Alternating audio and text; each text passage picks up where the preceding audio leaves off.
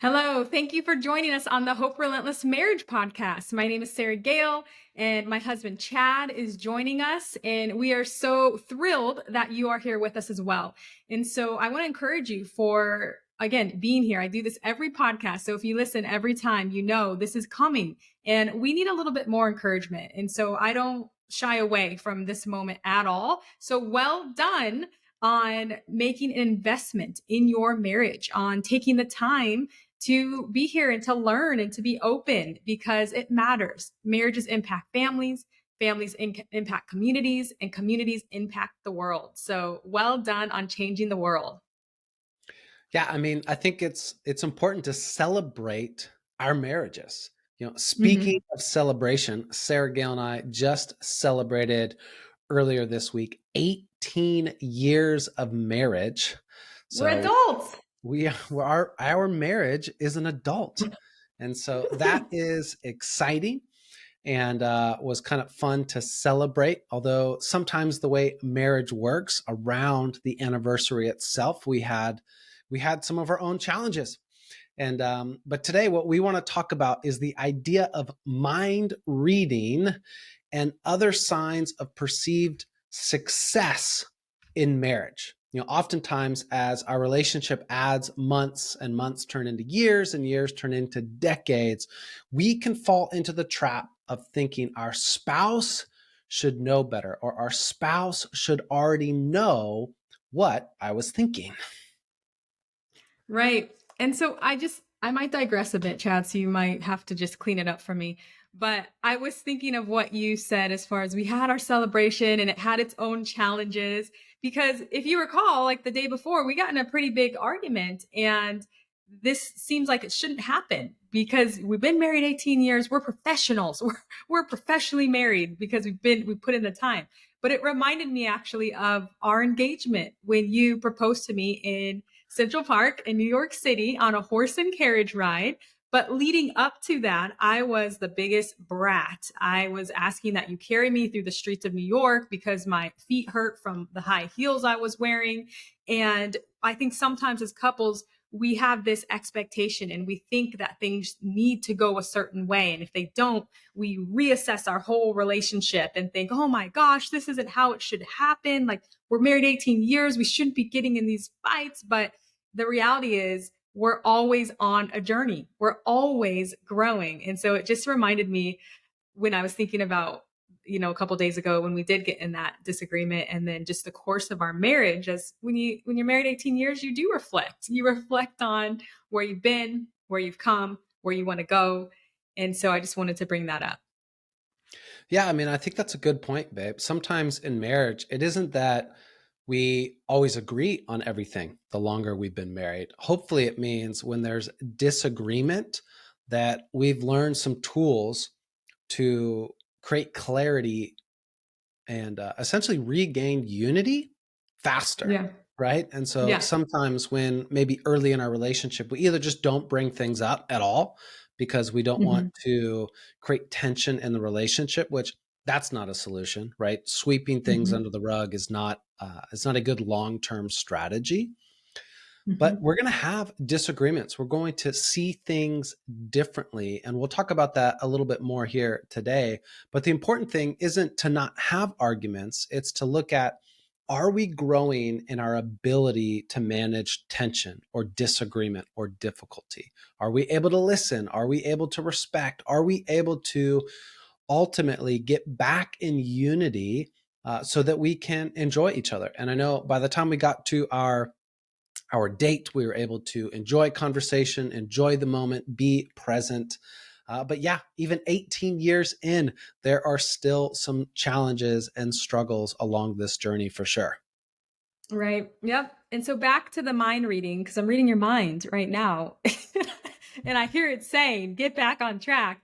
And so back to the mind reading aspect, that's, in my opinion, for us, I'll just speak for our marriage, that is not something that is a thing.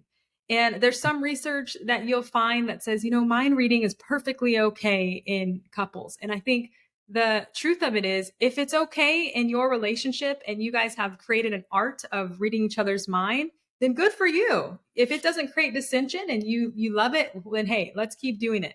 But for us, mind reading creates havoc because we don't know each other to the extent where we can finish each other's sentences because we're still different people after all these years of marriage.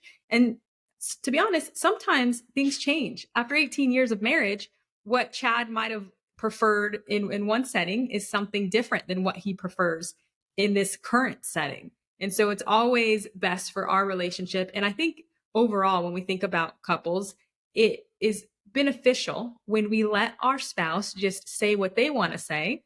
And then we say what we want to say in taking ownership for what we're thinking rather than what they're thinking.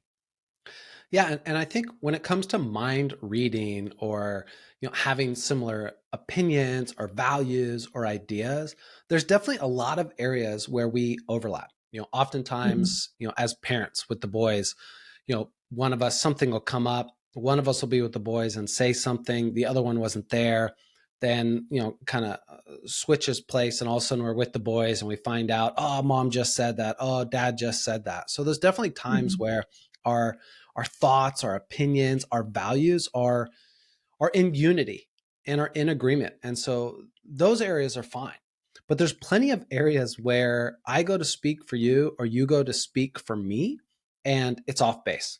You and I Mm-hmm. see this oftentimes in our disagreement when one of us will say, well, you thought or you said.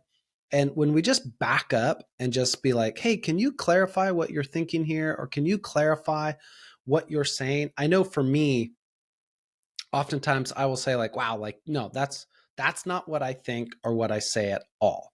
And I Yep. think I was reading in a book and it was saying that one of the most powerful things that are lacking in all relationships, but I think especially in marriages or significant others, because we can get comfortable. We might be more prone to Mm-hmm. cutting each other off, to making assumptions.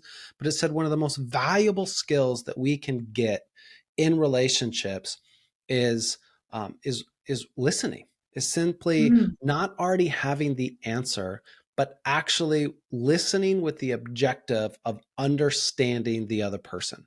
And that Mm-hmm. kind of takes like mind reading doesn't work in that environment, right? If you're sharing and my objective is for you to feel understood, then I'm going to ask questions. I'm not going to complete your sentences. I'm not going to cut you off. I'm not going to make Mm-hmm. assumptions Good. because all of that would be counter to presenting myself as listening and wanting you to feel understood. And I know for me, that's an area that I'm definitely growing in. And when I say growing in, unfortunately, even though we're 18 years into marriage, that's a skill that I feel like I am still early on the journey of just valuing that instead of quote unquote already knowing the answer or already knowing what it was you were going to share. Yeah. And to be honest, this is the thing, one of the things that I love about marriage and life in general is that we can always grow. When we show up to whatever, we show up with the best that we can based off what we've been through, what we know. But there's always an opportunity as we learn to continue to grow and continue to become people that are more impactful in the current situation, are more experiencing more fruit in their marriage or their life in general. So that's something that I really love about life and being married in general, that we can actually do that. And so one of the things I want to talk about that is in line with this is the you should know. And it's the same kind of vein, right? We say, he should know that this is what I like, or he should know that's not what I like. And it's this should, but really it's just a matter of telling him, telling her what you want to happen and what you like. If you want an evening, a huge example of this is, hey, he should know that I want to go to a nice restaurant where we can dress up for our anniversary. But he doesn't know. And if he does know, that's great, but it would be nice to help with some more clarity as far as, okay, what part of town do you want to go in? What kind of food would you like? It just, do you want a good evening or do you not? And so the more that we can help each other out instead of almost putting each other to the test as far as, are you going to guess it? Even though it changes every year, are you going to guess what I want? Because you should know. Yeah, I think that's good. You think about the basic dynamic of communication is to simplify and to get unity. And Hmm. so there's so many areas of life that we can't always control or that can create challenges or be, you know, lack not be predictable. We've got two kids, basically teenage boys. Never know what they're going to say, what kind of mood they're going to be in. You think about the weather, something we can't control. There's different dynamics with career, and sometimes things come up that are out of our control that we can't predict. Well, communication and what we want doesn't need to be one of those random variables where somebody should just know. And so I Yeah. think it's a powerful practice for us to be in. And I think for me, maybe for us, you can speak for yourself. That's kind of what we're practicing here. Early on in our marriage, as Christians, I wanted to be kind and thoughtful, but at times I presented myself as passive, which was not healthy and was not Hmm. helpful Hmm. because I was just kind of, oh, it doesn't matter, whatever she wants. But I had opinions. And so it was important to embrace my opinions and to communicate those, because otherwise we Hmm. would plan things and you're having fun and I'm not, or I'm having Yeah. fun and you're not. And that's a Yeah. classic example where if we become passive in our relationship for whatever reason, it doesn't help the relationship. And oftentimes it's so much easier for our spouse when we speak with clarity and say, "Hey, Yeah. you know what would be fun to me?" And sometimes we go on a date and it's more fun for you. But we Hmm. know that. And sometimes we go on a date and it's more fun for me. And we know that. But over the course of different dates, we can incorporate different things that ultimately we both enjoy. Even if some of the Hmm. individual dates lean more your way or lean more my way, it's Yeah. important that we're aware and that we're communicating effectively around that. Right. Right. Yeah. And that's one of the opposites of passivity is assertiveness. And I know for me, being assertive didn't come easy. And I remember early in our marriage, Chad, where we were talking about Valentine's Day. And, I like gifts. I love thoughtful gifts, any gifts. Just I like gifts. And I had a hard time admitting that because I just felt like, that's materialistic and that's not my heart. But at the end of the day, I like gifts. And so when it came to Valentine's Day, I remember saying, we celebrate our love every day. We don't need a holiday to or a fake holiday to celebrate our love. But in reality, I want any opportunity to have a gift. And so it's not being assertive and hey, what would I like to see happen around the holidays and what would I be excited about? And I think one couple I was working with recently, it went a little bit further to the point where when she first got married, she was who she thought she should be, and she Wow. kind of just buried who she was because she wanted to be agreeable. And then fast forward 10 years in, and we're deconstructing who she is, who she wants to be. Does she even want to be married? And so, this is what happens when we aren't upfront and we don't clearly communicate the things that we're wanting. And I think sometimes we don't do that because we see assertiveness as aggressive and as something that's rude rather than something that's helpful. Yeah, I mean, and I think this is where the skill of reflective listening can be so Mm, powerful because depending on our spouse's family of origin, their voice may not have been given a place. And yeah. so, sometimes in life, we are not even aware of what we want ourselves. And so, if we have a spouse who is finishing the sentences for us, always planning everything, telling us kind of what to do and how to do it, it stifles our ability to have the space to think for ourselves, to discover ourselves, and to understand what is it that we like and don't like. And so, this is where kind of this, both sides of the coin, when we create a reflective listening atmosphere where we're Mhm. seeking for our spouse to be understood, we're giving them space to think, to ponder, to share, maybe to change their mind. Like you talked about the Valentine's Day. I remember you kind of saying, Valentine's Day, it's the restaurants are crowded and, flowers die anyways. And, so there were a couple years where we didn't do a lot. for Valentine's Day. Not really, Oh, yeah, I'm hey, happy starting now. Valentine's Day, here's a card. Well, after a couple of years, it became clear that, I'm like in the doghouse trying to figure out like, what, this was your idea. But when I started to ask questions, it was like, oh no, she was just saying that Ugh. because it seemed the idea of feeling loved every week seemed, I don't know, romantic or something. But and the reality is you also want to feel special in that during that week. And for me, it's kind of a Mhm. double whammy because Valentine's Day and your birthday are only a couple days apart. Yeah. And so Yep. sometimes they would get lumped in together, which was not a win. I found out later. But when we practice reflective listening, we give our spouse space to be like, hey, I know I said this, but like I've changed my mind, or, Mhm. I have a different idea or a different thought around this. And if we have a Yeah. spouse who didn't really have space to have a voice as a kid, reflective listening will help them practice what it looks like to be more assertive. And so I think those things are just so important and so powerful in creating unity, in creating clarity, and helping both of us discover what is it we want and finding that healthy level of assertiveness. Yeah. So another way to put it is say what you mean what you say. And we've all seen that meme, if you will, of or the video where the wife or the husband asks the wife, "Hey, can I go golfing this Sunday?" And the wife's like sitting on the couch and you can see her body language and she's like, "Sure." In this tone that's just like, "Sure."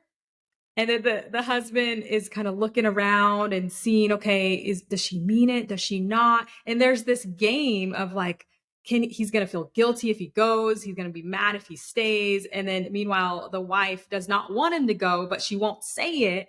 And then it just creates this mess. So it's say what you mean what you say. And then another thing with that is when we say we're going to do something, because we're talking about words here, and words are powerful. So when we say we're going to do something, it's counting the cost. Like if I say, hey, you know what, Chad, I agree. Like, you should have a massage every night. I think that that would be best for our marriage, for me to give you a massage every night, rub your feet, your back, all of it. I Then like, I tell me hope more. that I I like counted this. the cost before I said something like that. And I looked at my calendar. Am I even going to be available every night to give him a massage? Because what I say matters. And so I don't want to commit to something with my spouse or with anyone if I don't know that I can follow through. Now, of course, grace is allowed, right? If sometimes we say something and we really do mean it, but something comes up and then we take ownership and then we get back on track. But I'm talking about for the most part, when we're saying we're going to do something, let's follow through and let's do it because we counted the cost and we asked questions about what is involved in what we're trying to do. Yeah. I mean, so for just total clarity, should I clear out my calendar and set aside time for these evening massages, or were you just flirting and then taking it away? Like what happened there? I knew you were going to come back to that. Totally a joke. Totally one of those things that's just kind of fairy tale land. When I talk about Disney princesses, this is where that is rubbing your feet every night falls into that for you, I think, is as far as the fantasy land. Yeah. So, all right. Well, I won't put my knight in shining armor gear on, and you won't get out the lotion and give nightly massages. So, I guess at least while we might both be disappointed, there's clarity. So that's good. Oh gosh. So I We're think supposed as to be we helping the people. We're supposed to be helping the people. So I guess as we wrap this particular podcast up, just kind of some basic action steps is, for many of us, assertiveness, finding healthy assertiveness, it's it's something to learn. Like I know for me, early on, I can be very direct, and that directness can come across as rude, as harsh, as not being patient. And so those are areas that are still areas of growth for me. For you, maybe it's identifying what it is you even want and then beginning to share that. But kind of as a simple action step is just, speak your mind, share what you're thinking, and then practice reflective listening. Give your spouse space to share their thoughts, to complete their thoughts. kind of the standard for reflective listening is that your spouse would walk away feeling like their voice was heard and that they are Mhm. understood. And that's something that I have to constantly remind myself. But it'll create an environment that encourages your spouse to be assertive. And then let's follow through. So many times, I think Jesus says, let your yes be yes and your no, no. And I know sometimes it can get more complicated. Our kids lately have been saying this thing, like they'll say something and then one of them will say, put that on baby. So I don't know who these like innocent babies are that are, being used to determine whether, my sons are telling the truth or not. And it's amazing to me how often the answer changes. It's like, Yep. what did putting it on baby have to do with you telling the truth or not? And so, I think we can simplify things for our spouse, no babies needed, to just learn what we want and begin communicating that what we want with our spouse and giving our spouse space to share their thoughts, their feelings, and their desires. I was thinking we should do another podcast about all the phrases that our sons use and how we use them incorrectly. I think a lot of the parents would identify, they'd be like, that's fire. So we should do that at another time. One thing I wanted to add to the action steps is to reframe how we think of connection. Because if we think that connecting with our spouse means we read each other's minds and they should just know and they don't have to say what they mean, if we think that is connection and it doesn't happen, then we're going to be very disappointed in our marriage. Whereas that's a really hard standard to live up to for anyone. And I don't know where that came, probably movies, of course, that where that came about, but I think it's helpful, at least it has been for me, to reframe that is not the standard of connection and health and relationship, but really to seek out unity with my own spouse as far as what is working for us and to pursue that. Yeah, that's really good. I like it. All right, put it on baby. Put it on baby. So I want to close this out and I want to say again, thank you for joining us. And we look forward to next time. We hope you're learning stuff. We hope you're enjoying our nonsense, our back and forth banter sometimes, but we're having fun with it. So hope you're having fun as well. And marriages impact families, families impact communities, communities impact the world. And I want to leave you with the thought and the knowledge and the knowing that there is always, always hope.